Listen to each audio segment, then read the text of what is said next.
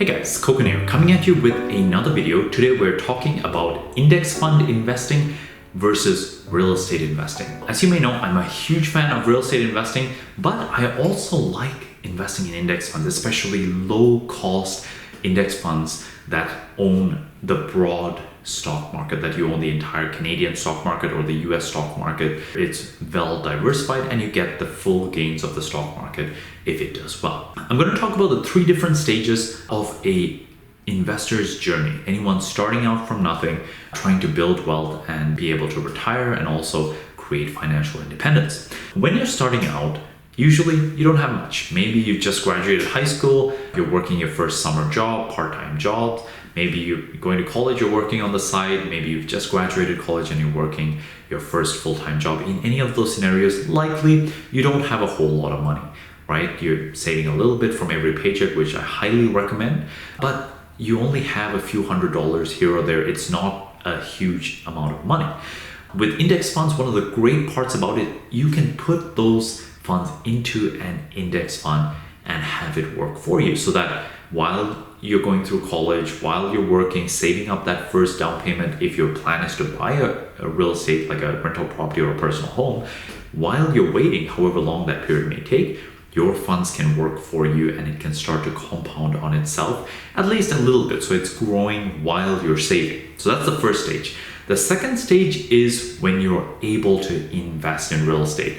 I'm a huge advocate of owning real estate, especially directly, either if it's through your personal home or if it's through a rental property. And one of the big reasons for that is when it comes to real estate, you're able to get leverage. You're able to borrow money from the bank at very cheap interest rates. And especially with a rental property, your tenant is paying that interest for that borrowed money. But if the property appreciates in value, you get the whole benefit. Leverage is a double-edged sword though, just so you know. If the value goes down, you also get the full loss of it. The bank's not taking any of the responsibility for that. But generally speaking, over long periods of time, real estate has done well, and it is one of the more stable investments. So it's typically something you can count on over longer periods of time. I believe in it. That's my perspective on it. In the second stage, once you've bought an investment property, personally, where I'm at right now is that the first few properties I bought, I've sort of let it run, let it accumulate equity and sort of build wealth. And they're now able to allow me to purchase more rental properties by refinancing the funds that I've created in those rentals to purchase more. So it's in effect compounding on itself. I'm able to buy more properties.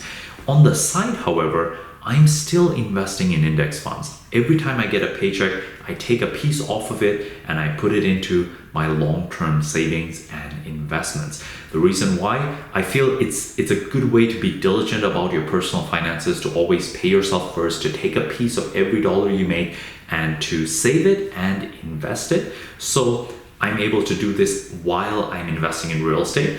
There will come a time that maybe my index fund portfolio is large enough to fund a full down payment on another rental property.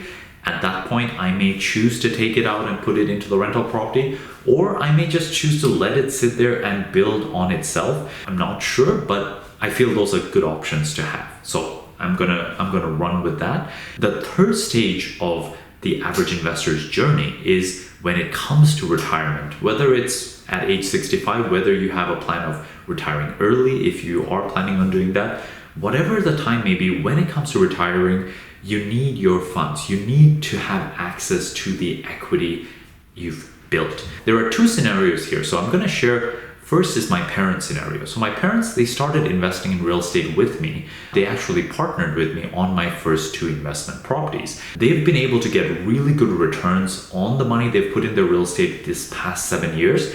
And it's worked out well for them. It's been able to compound and grow their nest egg.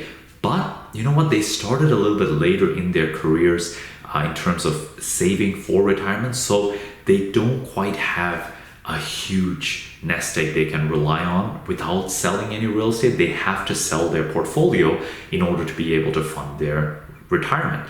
So what we're going to do is we're strategically selling off some of the properties that we don't necessarily want to keep, getting those funds, putting it into index funds, and then they're able to draw it down over the first close to decade of their retirement. It's going to be able to fund that. Once that time comes, maybe between now and then or at that point will sell off the last investments that they have in real estate to fund the remainder. So even while they're in retirement, their real estate is still growing for them, while the liquid funds are also still growing for them while they're drawing it down in retirement. That's their situation. They start a little bit later. They don't have that much time between when they started and when they want to retire. So that's the choices that they need to make. In my case, I benefited from the fact that I've started to invest in real estate relatively early in my career, especially like right now I'm 24 years old. So I don't see myself retiring, at least in the conventional way, for the next 30, 40 years. I think I'll still be doing something that makes money, whether it's a business, whether my current business or any other future business. I have the benefit of my investment properties being able to compound, and also I'm able to let the tenants just pay them off. If I compound my investments to the point I have, a good collection of rental properties, and by the time I get to retirement, if they're all paid off, I may be in the financial position that I don't need to necessarily sell any investment properties. I could just keep all of them and just live off the cash flow. And that's a great place to be. But if I need to sell a couple, I'll still have those choices. So both are good scenarios, primarily because of the amount of time I have between where I'm at now and when I'll need these funds. So if you're in your 20s, if you're in your 30s, now is a great time to consider real estate investing, because if you can get started now and you have the next 30, 40 years to invest your funds, you'll be in great shape by the time that time comes around. You may actually decide to retire early. Maybe you don't want to work your regular career past, say, 10, 15 years, and maybe you want to do some kind of hobby business or something that makes you much less money than you're making right now, but it's something you enjoy, something you're passionate about. If that's the path you choose, then maybe you rely on your investments to fund the rest of your expenses and you get to enjoy your life a little bit more. There's absolutely nothing wrong with that. Those are kind of the stages of the investing journey, both with real estate investing and index fund investing. I plan on investing in both over the long period of time. Yeah, if you have any questions regarding either, feel free to comment below. If you're interested in investing in real estate, specifically in the Niagara region, close to the Greater Toronto area, I have a free report. It's my guide to investing in the Niagara region. You can click the link below and get access to that. And otherwise, until next time, all the best.